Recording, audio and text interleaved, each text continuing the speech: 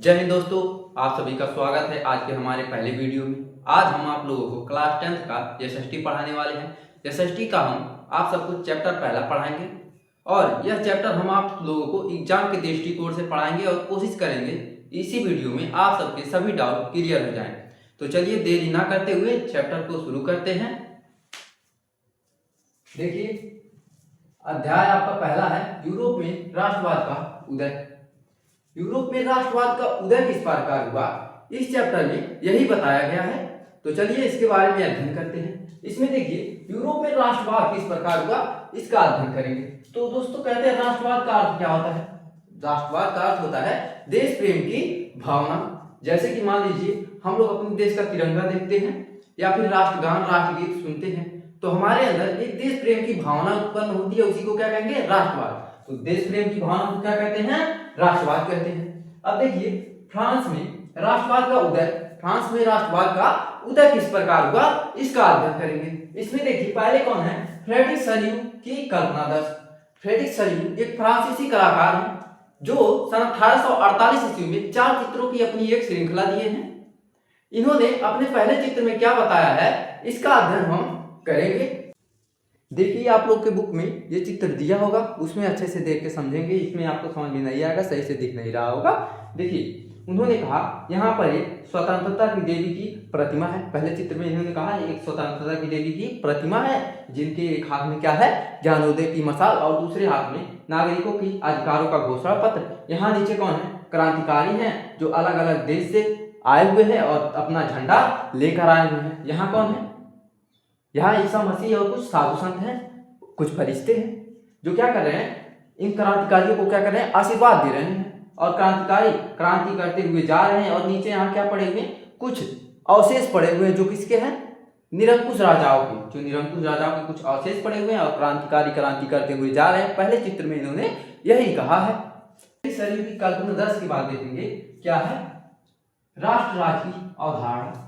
राष्ट्र राज्य की अवधारणा का अर्थ क्या होता है, लोग जानने लगे कि देश भी कुछ होता है, देश प्रेम भी कुछ होता है। इससे पहले लोग ये नहीं जानते थे कि देश नाम का भी कोई चीज होता है और देश प्रेम भी कुछ होता है। इसके अंतर्गत लोग जानने लगे देश भी कुछ होता है और देश प्रेम भी कुछ होता है।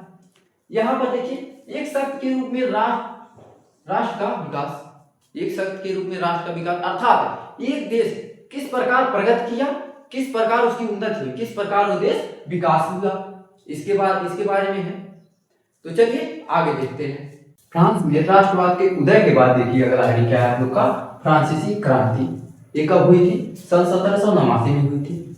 इसमें हुआ क्या था इसके बारे में अध्ययन करते हैं। देखिए लुई 16वें का अंत, राजतंत्र समाप्त, प्रजातंत्र शुरू। लुई 16वें आप सभी को पता है एक निरंकुश राजा था जो प्रजा पर बहुत अत्याचार कर रहा था। उसके अत्याचारों से परेशान होकर वहां की जनता ने क्या किया, क्रांति करना शुरू कर दिया, जिससे क्या हुआ, वहां पर राजतंत्र समाप्त हो गया। अर्थात राजतंत्र समाप्त होगा तो प्रजातंत्र शुरू नहीं होगा। उसके बाद प्रजातंत्र शुरू हो गया। उसके बाद क्या हुआ, जैकोबियन क्लब की स्थापना हुई। वहां पे कुछ पढ़े लिखे लोग थे, उन्होंने जैकोबियन क्लब की स्थापना की और उसमें क्रांतिकारी भी शामिल थे। अब लोगों में क्या हुआ, सामूहिक पहचान की भावना उत्पन्न हो गई। जैसे कि हम लोग अपने गांव के व्यक्ति को कहीं देखते हैं तो पहचान जाते हैं और पूछते हैं तुम यहाँ कैसे हो भाई, तो बताता है। उसी प्रकार लोग अपने देश के लोगों को जानने लगे कि हमारे देश का व्यक्ति है, ठीक है। उसके बाद क्या हुआ, पितृभूमि व नागरिक पर जोर दिया गया। पहले क्या होता था, राजा का बेटा ही राजा बनता था, अन्य कोई नहीं बन सकता था और उसमें प्रजा कोई हस्तक्षेप भी नहीं कर सकती थी। तो इसको क्या किया गया, इसको समाप्त कर दिया गया। उसके बाद तिरंगा चुना गया। वहां का जो ध्वज था वो 3 रंग का था, इसलिए उसको तिरंगा बोल रहे हैं। फ्रांसीसी ध्वज तिरंगा चुना गया। उसके बाद फ्रेंच वहां की भाषा चुनी गई। उसके बाद एक समान नाप तौल की पद्धति आई। इसके पहले लोग अलग अलग माध्यम से नाप तौल करते थे, तो इसको समाप्त करके एक समान नाप तौल की पद्धति ला दी गई। उसके बाद नेशनल असेंबली का गठन हुआ जिसमें क्या किया गया, भू संपत्ति अधिकारियों को नियुक्त कर दिया गया। चलिए आगे देखते हैं फ्रांसीसी क्रांति के कारण क्या थे। इसमें पहला क्या था, आयोग शासक का होना।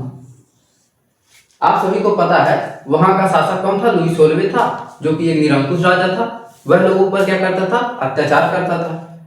वह लोगों को बहुत ही परेशान करता था। कुलीन वर्ग के साथ अच्छे से रहता था, बाकी निम्न लोगों के साथ दुर्व्यवहार करता था, उन्हें अच्छे से रहने नहीं देता था। यही कारण था कि वहां की जनता जब इससे परेशान हो गई तो क्या की क्रांति करना शुरू कर दी गई। उसके बाद मध्यम वर्ग का उदय, यह एक पढ़ा लिखा वर्ग था और इसका धीरे धीरे जब उदय हो गया तो ये भी मुख्य कारण एक बना है। उसके बाद मजदूर वर्ग की दुर्दशा, वो यहाँ के मजदूरों को जबरन काम कराता था, बदुआ मजदूर की तरह काम करना पड़ता था उनको, और उनको वेतन भी नहीं सही से दिया जाता था। जितना उनका वेतन होता था उतना देता नहीं था वो। उसके बाद आम जनता की दयनीय स्थिति, वहां के जनता को बहुत परेशान करता था। उसके बाद आजादी पर प्रतिबंध, वहां की जनता को वो आजादी नहीं दिया था, किसी भी प्रकार का आजादी नहीं था। कहता था वो लोग ना किसी एक निश्चित देवी देवता की पूजा कर सकते हैं, ना कुछ जो वो कहेगा वही करना पड़ेगा, अपने पसंद का ना कपड़ा पहन सकते हैं, ना अपने पसंद का भाषा बोल सकते हैं। इसी कारण वहां पर क्रांति हुई थी। इसके बाद देखिए नेपोलियन का फ्रांस पर अधिकार। वहां की क्रांति के बाद नेपोलियन ने फ्रांस पर अपना अधिकार स्थापित कर दिया और इसका जन्म कब हुआ था? सन 1769 में। इसका जन्म 1769 में हुआ था। यह क्या किया? यह लोगों के हित के बारे में सोचता था, फ्रांस के बारे में सोचता था। यह एक अच्छा राजा था, यह कह सकते हैं। उसके बाद देखिए इसने क्या किया, इसने सन 1804 में सिविल कोड जारी कर दिया। इसने एक अपना कोड पारित कर दिया जिसे नेपोलियन कोड के नाम से भी जाना जाता था। इसने क्या किया, भूदास्ता व जागीरी को समाप्त कर दिया। इसके अंतर्गत इसने भूदास्ता व जागीरी को समाप्त कर दिया, अर्थात गुलामी जो लोग करते थे उनको क्या किया, खत्म कर दिया। गुलामी प्रथा को इसने समाप्त कर दिया। उसके बाद जन्म के अधिकार पर विशेषाधिकार को समाप्त कर दिया। जैसे पहले राजा का बेटा ही राजा बनता था, उसको इसने क्या किया, समाप्त कर दिया। सबको एक समान अधिकार दिया। इसके बाद यातायात और संचार व्यवस्था में सुधार लाया। जो यातायात था, संचार व्यवस्था जो थी, उसमें क्या किया इसने, अधिक सुधार लाया। देखिए जार्ग शुल्क संघ, इसको सन 1834 ईस्वी में लागू किया गया। इसमें क्या किया, शुल्क अवरोध को समाप्त कर दिया गया। अर्थात एक राज्य से दूसरे राज्य जाने में जो टैक्स लगता था, जो कर लगता था, उसको क्या किया गया, समाप्त कर दिया गया। और इसकी शुरुआत किसने की थी? प्रशिया ने की थी। प्रशिया क्या था? प्रशिया जर्मनी का एक राज्य था। आगे मुद्राओं की संख्या 30 से घटा करके 2 कर दी गई। इसमें जो मुद्रा की संख्या लगती थी, पहले एक राज्य से दूसरे जाने में 30 लगती थी, उसको घटा करके 2 कर दिया गया। यूरोप में राष्ट्रवाद का निर्माण, इसके अंतर्गत क्या हुआ, यूरोप में राष्ट्रवाद का उदय हुआ 18वीं और 19वीं सदी की एक महत्वपूर्ण घटना है। इसके अंतर्गत लोगों के अंदर क्या हुआ, मानसिक और राजनीतिक रूप से कई बदलाव आए, यूरोप के लोगों के अंदर और दुनिया भर के लोगों के अंदर। इसमें क्या, इसके अंतर्गत बहुराष्ट्रीय राष्ट्र राज्यों के उदय हो गया। आगे देखिए यहाँ पे लोगों को कितने वर्गों में बांटा गया था? 2 वर्गों में बांटा गया था। पहले कौन से थे? शाही लोग थे, जिसको क्या बोला जाता था, कुलीन वर्ग बोला जाता था, ये अमीर लोग थे। और दूसरे लोग कौन से थे? गरीब लोग, जिन्हें निम्न वर्ग बोला जाता था। आगे देखिए यूरोप में कोई राष्ट्र राज्य नहीं था। यूरोप में कोई राष्ट्र राज्य नहीं था, जैसे जर्मनी, इटली आदि में था, उसी प्रकार यूरोप में कोई राष्ट्र राज्य नहीं था। इसमें क्या हुआ, औद्योगिक क्रांति हुई। लोग क्या किए, उद्योग धंधे व्यापार के माध्यम से पैसे कमाना शुरू कर दिए। उसके बाद जब उनके पास पैसा आया तो उन्होंने पढ़ना स्टार्ट कर दिया और पढ़े लिखे लोगों का एक नया वर्ग बन गया, जिन्हें मध्यम वर्ग का लोग माना गया, जिन्हें मध्यम वर्ग का लोग कहा जाता था। इसी प्रकार मध्यम वर्ग का उदय हुआ। 19वीं शताब्दी में इसका आरंभ हुआ। इसमें क्या हुआ, उदारवाद का अर्थ क्या होता है? व्यक्ति के लिए आजादी और कानून के समझ सबकी बराबरी। उदारवाद का अर्थ होता है हर व्यक्ति को आजादी मिलना चाहिए और कानून के समझ सबकी बराबरी होना चाहिए। और क्या, यह सबकी सहमति वाली सरकार पर जोर देता है। जैसे कि हमारे इंडिया में है, हम लोग वोट डालते हैं तभी सरकार बनती है। इसी प्रकार यह सबकी सहमत से बनी सरकार है, अर्थात प्रजातंत्र पर जोर देता है। उसके बाद इसको किससे जोड़ा जाता है? इसको अक्सर जान लाभ के साथ जोड़ा जाता है। उदारवाद को अक्सर जान लाभ के साथ जोड़ा जाता है।